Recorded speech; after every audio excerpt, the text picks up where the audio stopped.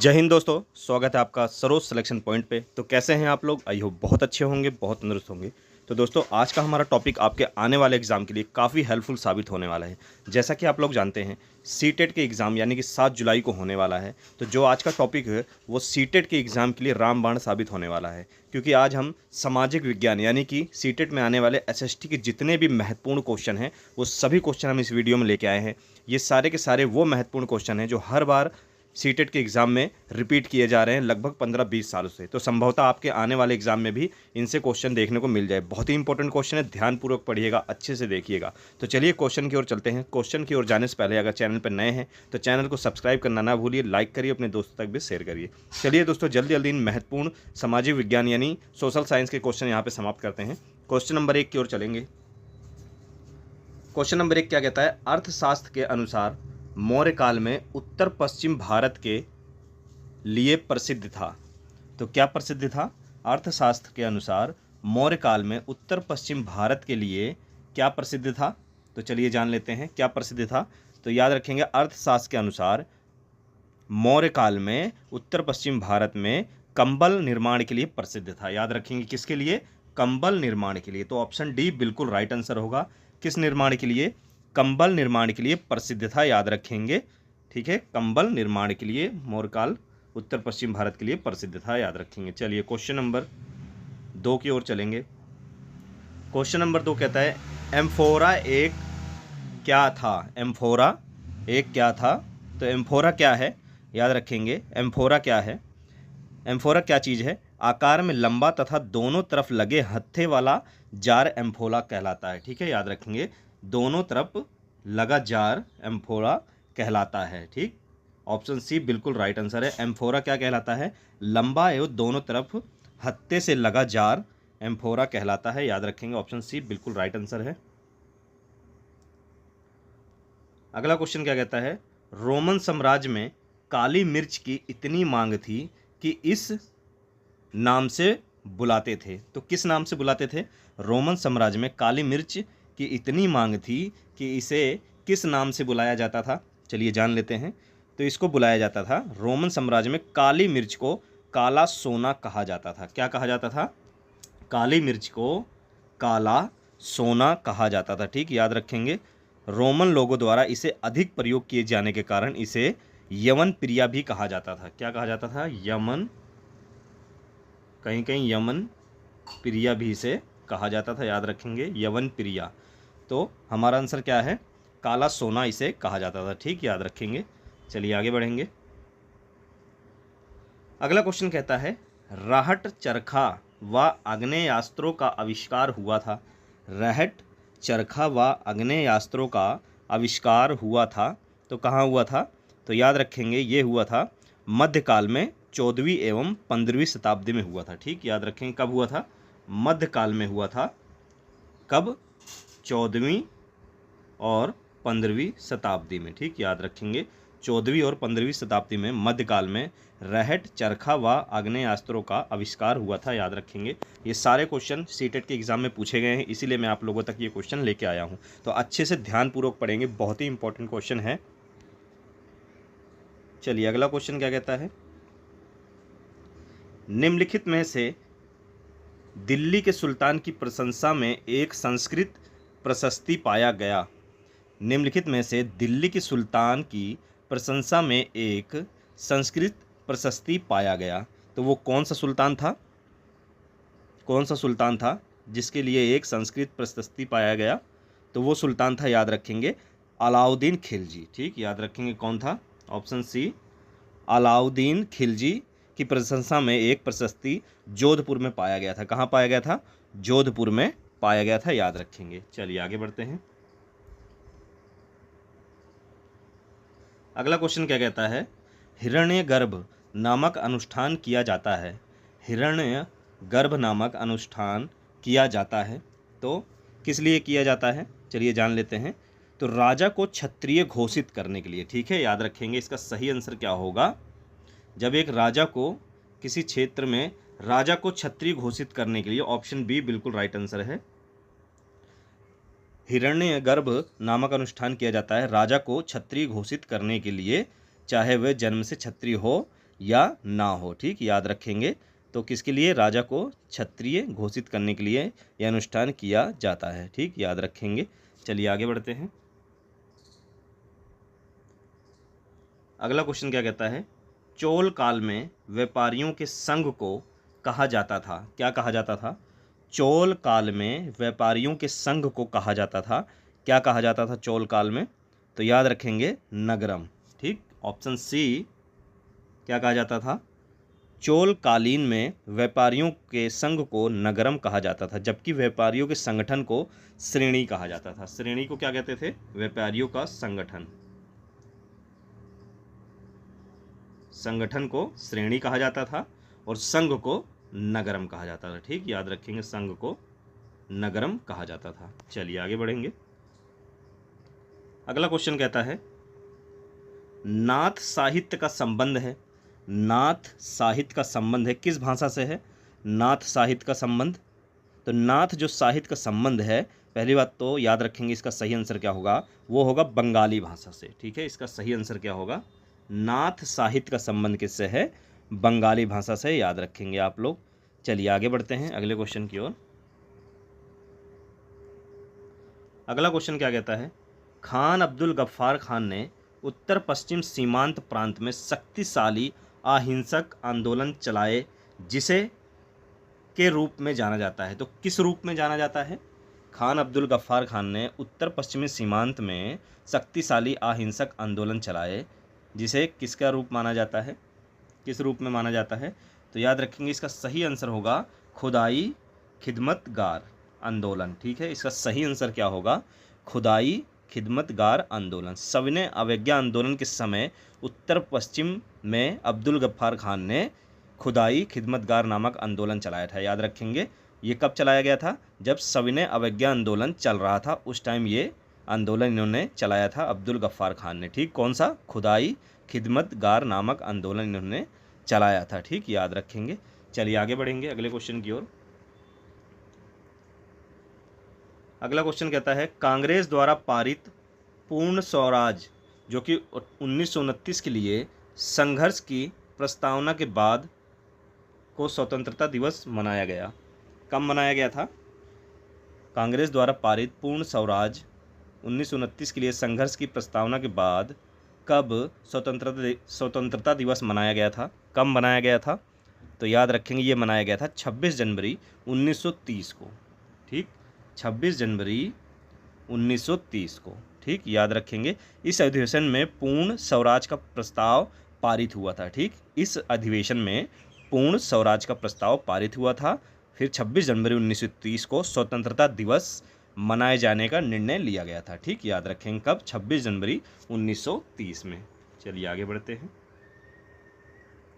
अगला क्वेश्चन क्या कहता है? बिग बियर एक उदाहरण है। बिग बियर एक उदाहरण है, तो किसका उदाहरण है बिग बियर? तो याद रखेंगे, बिग बियर जो उदाहरण है वो है नक्षत्र मंडल का। ठीक, किसका है? नक्षत्र मंडल का उदाहरण है। किसका है? नक्षत्र मंडल का जो उदाहरण है वो क्या है? बिग बियर का उदाहरण क्या है? नक्षत्र मंडल, इसका राइट आंसर है, याद रखेंगे। चलिए आगे बढ़ेंगे। अगला क्वेश्चन क्या कहता है? पृथ्वी से चंद्रमा का केवल एक ही भाग दिखाई पड़ता है, क्योंकि किस लिए दिखाई पड़ता है?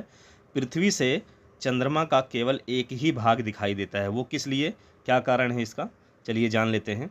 तो इसका सही कारण है, चंद्रमा का पृथ्वी के चारों ओर चक्कर लगाने में तथा अपने अक्ष पर घूमने में समान समय लगता है। ठीक, याद रखेंगे। पहले तो इसका आंसर जानेंगे आप लोग। इसका आंसर क्या है?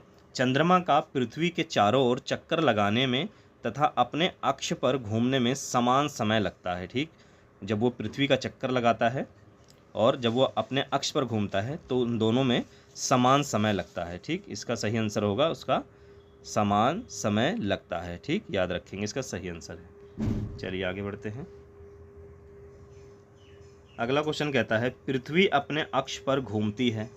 पृथ्वी अपने अक्ष पर घूमती है, तो पृथ्वी अपने अक्ष पर पश्चिम से पूरब की ओर घूमती है। याद रखेंगे, कहाँ घूमती है?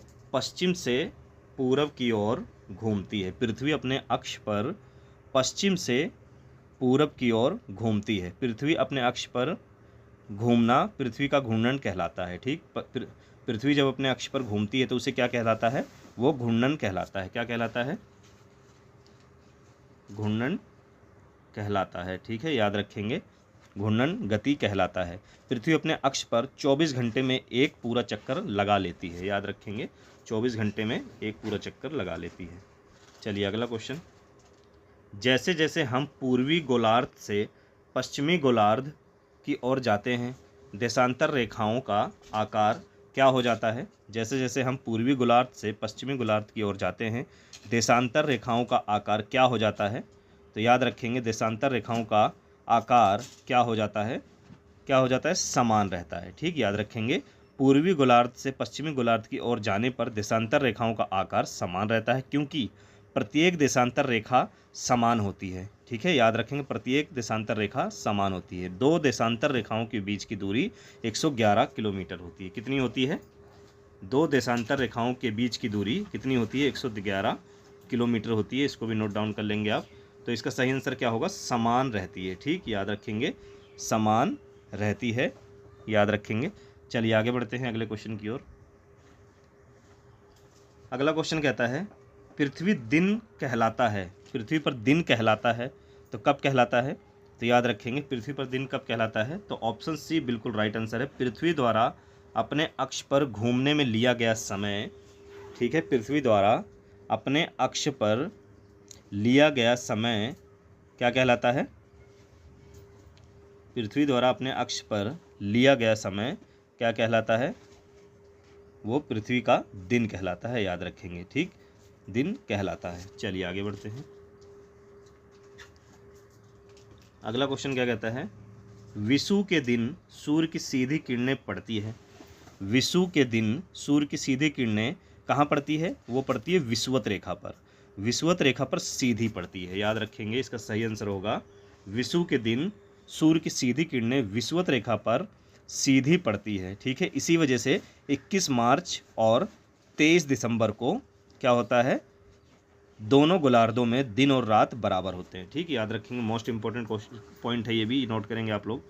21 मार्च, कब? 21 मार्च और 23 सितंबर क्या होता है? 21 मार्च और 23 सितंबर को दोनों गोलार्धों में दिन और रात इस दिन बराबर होते हैं। ठीक, क्वेश्चन आपसे पूछ ले कि किस दिन दोनों गोलार्धों पे दिन और रात बराबर होते हैं, यानी कि किस डेट को होते हैं? तो 21 मार्च को और 23 सितंबर को दिन और रात बराबर होते हैं दोनों गोलार्धों पे। याद रखेंगे। चलिए आगे बढ़ते हैं।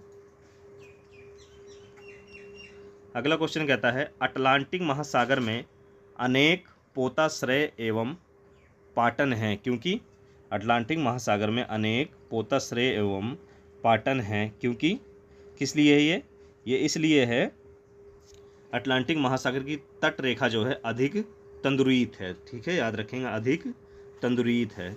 इसका सही आंसर क्या होगा? ऑप्शन सी बिल्कुल राइट आंसर होगा। चलिए आगे बढ़ते हैं। अगला क्वेश्चन, दुनिया की सबसे लंबी पर्वत श्रृंखला कौन सी है? दुनिया की सबसे लंबी जो पर्वत श्रृंखला है वो कौन सी है? याद रखेंगे, सबसे लंबी जो पर्वत श्रृंखला है वो है एंडीज पर्वत। ऑप्शन सी बिल्कुल राइट आंसर है। दुनिया की सबसे लंबी जो पर्वत श्रृंखला है वो कौन सी है? वो है एंडीज पर्वत। ठीक है, याद रखेंगे। एंडीज पर्वत है कहाँ पर? ये दक्षिण अमेरिका में स्थित है। ठीक है, याद रखेंगे, कहाँ पर है? दक्षिण अमेरिका में ये स्थित है। और इसकी लंबाई की बात करें तो लगभग 7200 किलोमीटर तक ये फैला हुआ है। ठीक, ये पर्वत श्रृंखला याद रखेंगे।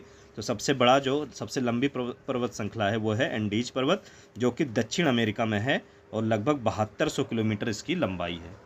चलिए आगे बढ़ेंगे। अगला क्वेश्चन क्या कहता है? भारत में उष्ण कटिबंधीय वर्षा वन पाए जाते हैं। भारत में उष्ण कटिबंधीय वर्षा वन पाए जाते हैं। कहाँ पर पाए जाते हैं? तो याद रखेंगे, भारत में उष्ण कटिबंधीय वर्षा वन पाए जाते हैं अंडमान निकोबार द्वीप समूह पर पाए जाते हैं। ठीक है, याद रखेंगे, कहाँ? अंडमान निकोबार द्वीप समूह पर पाए जाते हैं भारत में उष्ण कटिबंधीय वर्षा वन। उष्ण कटिबंधीय वर्षा वन इनको किस लिए कहा जाता है? क्योंकि ये वन सदा हरे भरे रहते हैं। ठीक है, याद रखेंगे, क्या रहते हैं? सदा हरे भरे रहते हैं ये वन, इसलिए इन्हें उष्णकटिबंधीय सदाबहार वन भी कहा जाता है। ठीक है, याद रखेंगे। इसमें कौन कौन से वन पाए जाते हैं? शीशम के होते हैं, सागौन के होते हैं, महोगनी होते हैं, रोजवुड आदि वृक्ष प्रचुर मात्रा में यहाँ पर पाए जाते हैं। ठीक है, याद रखेंगे। तो उष्णकटिबंधीय वर्षा वन और उष्णकटिबंधीय सदाबहार वन कहाँ पाए जाते हैं? अंडमान निकोबार द्वीप समूह में पाए जाते हैं। चलिए आगे बढ़ेंगे। अगला क्वेश्चन कहता है, लौटते मानसून के समय आर्द्र पवनें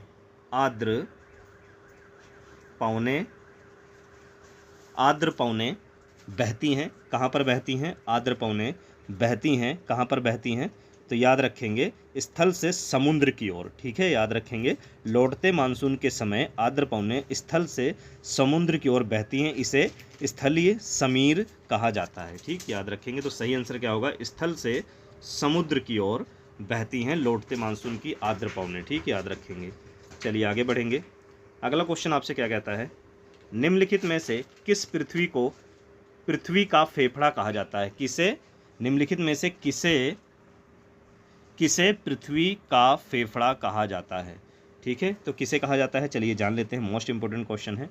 निम्नलिखित में से किसे पृथ्वी का फेफड़ा कहा जाता है? तो ब्राज़ील के उष्णकटिबंधीय सदाबहार वन को। ठीक है, याद रखेंगे। ब्राज़ील के उष्णकटिबंधीय सदाबहार वन को पृथ्वी का फेफड़ा कहा जाता है। ठीक है, याद रखेंगे। पृथ्वी का फेफड़ा कहा जाता है क्योंकि यह विषुवत रेखा पर स्थित होने के कारण घने तथा सदाबहार वन यहाँ पर पाए जाते हैं, जो अत्यधिक मात्रा में पूरे पृथ्वी पर ऑक्सीजन उत्सर्जन करती है। ठीक है, इसीलिए इसे पृथ्वी का फेफड़ा कहा जाता है। याद रखेंगे। लगभग 70 से 80% जो ऑक्सीजन है वो ब्राज़ील के उष्णकटिबंधीय सदाबहार वन से पृथ्वी पर पहुँचती है। ठीक है, याद रखेंगे। चलिए आगे बढ़ेंगे। अगला क्वेश्चन कहता है, विश्व का सबसे बड़ा नदी बेसिन कौन सा है? विश्व का सबसे बड़ा नदी बेसिन कौन सा है? तो याद रखेंगे, विश्व का जो सबसे बड़ा नदी बेसिन है वो है अमेजन नदी बेसिन। ठीक है, याद रखेंगे। क्या है? अमेजन नदी बेसिन। इसका विस्तार कहाँ से है अमेजन नदी का? तो दक्षिण अमेरिका के ब्राज़ील से। याद रखेंगे, दक्षिण अमेरिका के ब्राज़ील से। ठीक, ब्राज़ील से है। याद रखेंगे, दक्षिण अमेरिका के ब्राज़ील से इसका विस्तार है। ठीक, याद रखेंगे। चलिए आगे बढ़ेंगे। अगला क्वेश्चन क्या कहता है, मलोका क्या है? मलोका क्या है? तो मलोका क्या है, चलिए जान लेते हैं। तो याद रखें, कोलंबियन जनजातियों द्वारा बनाया गया एक घर मलोका कहा जाता है। ठीक, ये कोलंबियन जनजाति द्वारा बनाया जाता है। किसके? कोलंबियन जनजाति द्वारा बनाया गया एक घर है। याद रखेंगे। क्या है? एक प्रकार का ये क्या है? घर है। याद रखेंगे, एक प्रकार का ये एक घर है जो कि कोलंबियन जनजाति इसको बनाती है। ठीक है, याद रखेंगे। तो मलोका क्या है? एक प्रकार का घर है जिसे कोलंबियन जनजाति द्वारा बनाया गया है। याद रखेंगे। चलिए आगे बढ़ते हैं। अगला क्वेश्चन आपसे क्या कहता है, संसाधनों का सतर्कतापूर्वक उपयोग करना तथा उन्हें नवीकरणीय के लिए समय देना कहलाता है। क्या कहलाता है? इसका सही आंसर क्या होगा? तो याद रखेंगे, संसाधन प्रबंधन। ठीक है, याद रखेंगे, संसाधन प्रबंधन कहलाता है। याद रखेंगे। चलिए आगे बढ़ते हैं अगले क्वेश्चन की ओर। रक्षक मेखला की एक विधि है। किसकी विधि है? रक्षक मेखला एक विधि है जो किसकी विधि है? यह है मृदा संरक्षण की एक विधि है। ठीक है, याद रखेंगे, मृदा संरक्षण की एक विधि है। ठीक है, इसी विधि में मृदा संरक्षित करने के लिए खेत में बॉर्डर बनाए जाते हैं या मेड़ बनाए जाते हैं। ठीक है, याद रखेंगे, मेड़ बनाए जाते हैं, तो उसी को कहते हैं मृदा संरक्षण। ठीक, तो उसे रक्षक मेखला की एक विधि कहा जाता है। चलिए आगे बढ़ते हैं। अगला क्वेश्चन क्या कहता है, मध्य प्रदेश में स्थित भीमबेटका एक पुरा स्थल है। तो कौन सा पुरा स्थल है? मध्य प्रदेश में एक भीमबेटका एक पुरा स्थल है। तो इसका सही आंसर क्या होगा? पुरा पाषाणिक। ठीक है, याद रखेंगे, पुरा पाषाणिक स्थल क्या होगा? पुरा पाषाणिक स्थल होगा। ऑप्शन ए बिल्कुल राइट आंसर है। याद रखेंगे, क्या है? पुरा पाषाणिक, जो कि कहाँ पर है? मध्य प्रदेश में। ठीक, भीमबेटका एक गुफा है जिसमें शैल चित्रों के अवशेष मिलते हैं। ठीक, याद रखेंगे। भीमबेटका क्या है, एक गुफा है मध्य प्रदेश में। अगला क्वेश्चन क्या कहता है, ऋग्वेद काल में कौन से 3 देवता विशेषकर प्रमुख थे? जो बहुत ही महत्वपूर्ण देवता थे ऋग्वेद काल में, वो कौन से थे? तो चलिए इसका भी आंसर जान लेते हैं। तो ऋग्वेद काल में जो 3 देवता थे वो कौन कौन से थे? वो थे अग्नि, इंद्र और सोम। याद रखेंगे, यानी कि ऑप्शन बी बिल्कुल राइट आंसर है। कौन कौन से देवता थे? अग्नि, इंद्र तथा सोम जो थे ऋग्वेद काल में बहुत ही प्रमुख देवता थे और महत्वपूर्ण देवता थे। कौन कौन से? अग्नि, इंद्र तथा सोम जो थे वो ऋग्वेद काल में सबसे प्रमुख देवता थे। याद रखेंगे। एक पॉइंट और नोट करेंगे, ऋग्वेद काल में जो सोम देवता हैं, ऋग्वेद काल में जो सोम देवता हैं उनका प्रावधान जो है वो 9वें मंडल में बताया गया है। कौन से मंडल में? 9वें मंडल में। कुल मंडल अगर आपसे पूछ ले कि ऋग्वेद काल में कुल मंडल कितने हैं, ये भी आप नोट डाउन कर लेंगे। तो 10 मंडल टोटल ऋग्वेद में है। और सूक्त की बात की जाए तो 1028 सूक्त जो हैं वो ऋग्वेद में पाए जाते हैं। ये भी क्वेश्चन कई बार पूछता है कि ऋग्वेद काल में कितने मंडल और कितने सूक्त हैं। तो ये चीज़ आपको नोट कर लेना है, याद करना है कि 10 मंडल और 1028 सूक्त हैं। इस चीज़ को आप लोग नोट डाउन कर लेंगे। चलिए आगे बढ़ते हैं अगले क्वेश्चन की ओर। अगला क्वेश्चन कहता है, संस्कृत को जिस भाषा परिवार का हिस्सा माना जाता है उसे कहते हैं। तो उसे क्या कहते हैं? संस्कृत को जिस भाषा परिवार का हिस्सा माना जाता है उसे क्या कहते हैं? उसे कहते हैं भारत यूरोप भाषा परिवार। ठीक है, याद रखेंगे, भारत यूरोप भाषा परिवार। ठीक, याद रखेंगे। संस्कृत आर्यों की मूल भाषा थी। किसकी? आर्यों की एक मूल भाषा थी। आर्यों की मूल भाषा थी, इसीलिए ये भारत और यूरोप का भाषा परिवार है। इसको याद रखेंगे। चलिए आगे बढ़ेंगे। अगला क्वेश्चन कहता है, किस स्थान पर मृतक को प्रायः उत्तर की ओर सिर करके दफनाया जाता है? किस स्थान पर मृतकों को उत्तर की ओर सिर करके दफनाया जाता है? तो कहाँ पर दफनाया जाता है? तो इनाम गांव में। ठीक है, याद रखेंगे, कहाँ पर? इनाम गांव में। ताम्रपाषाणिक काल में इनाम गांव में महाराष्ट्र में जो कि स्थित है, यहाँ से कब्र के साक्ष्य प्राप्त हुए जिसमें मृतकों का उत्तर से दक्षिण दिशा में दफनाए गए थे। जिसमें मृतक का सर क्या किया गया था? वो उत्तर की ओर था, बाकी उनका पैर दक्षिण की ओर था। ठीक है, याद रखेंगे। तो कौन सा गांव था वो? इनाम गांव, याद रखेंगे। चलिए आगे बढ़ते हैं। अगला क्वेश्चन कहता है, बुद्ध द्वारा लालसा व इच्छाओं की तृष्णा को निम्नलिखित में से क्या बताया गया है? बुद्ध द्वारा लालसा व इच्छाओं की तृष्णा को क्या बताया गया है? तो इसका सही आंसर क्या होगा? इसका सही आंसर होगा तृष्णा। ऑप्शन बी बिल्कुल राइट आंसर है, तृष्णा होगा। याद रखेंगे, लालसा व इच्छाओं की तृष्णा को बुद्ध ने तृष्णा नाम दिया था। बुद्ध के अनुसार दुख का जो मूल कारण था वो तृष्णा था। याद रखेंगे, क्या था? तृष्णा था। एक चीज़ और नोट डाउन करेंगे कि महात्मा बुद्ध को ज्ञान की प्राप्ति कहाँ पर हुई थी? तो उनको बिहार के बोध गया में ज्ञान की प्राप्ति हुई थी। कहाँ हुआ था ज्ञान की प्राप्ति? बोध गया में। ये भी क्वेश्चन कई बार पूछा है, इसको भी नोट डाउन करेंगे आप लोग कि महात्मा बुद्ध को ज्ञान की प्राप्ति कहाँ हुई थी? तो बोध गया बिहार में हुई थी। और उसके बाद जब उनको ज्ञान की प्राप्ति हुई, ज्ञान प्राप्ति के बाद उन्होंने जब अपना प्रथम उपदेश दिया, प्रथम उपदेश जब लोगों के बीच में आके दिया, तो वो कहाँ पे दिया? वो स्थान कौन सा था? ये भी नोट डाउन करेंगे, कई बार एग्जाम में पूछा है। तो बोध गया में ज्ञान की प्राप्ति के बाद महात्मा बुद्ध ने जब लोगों के सामने आकर अपना पहला उपदेश दिया, तो वो कहाँ पे दिया? वो दिया सारनाथ में। ठीक है, याद रखें, कहाँ दिया? सारनाथ में। सारनाथ कहाँ पर है? ये बनारस में है। ठीक है, याद रखेंगे, बनारस डिस्ट्रिक्ट में है उत्तर प्रदेश के सारनाथ, जहाँ पर महात्मा बुद्ध ने अपना प्रथम उपदेश दिया था। तो ये थे दोस्तों सीटेट के एग्ज़ाम के लिए महत्वपूर्ण क्वेश्चन, जो कि सोशल साइंस से हैं, एसएसटी से हैं, सामाजिक विज्ञान के महत्वपूर्ण क्वेश्चन हैं, जो अच्छे से आप लोग रटेंगे, आपके संभवतः एग्जाम में इनमें क्वेश्चन देखने को मिल जाएँ। तो चलिए दोस्तों, ऐसे ही मेहनत करते रहिए। फिर मिलेंगे नेक्स्ट वीडियो में एक अच्छे और मोस्ट इंपॉर्टेंट टॉपिक के साथ। तब तक जय हिंद।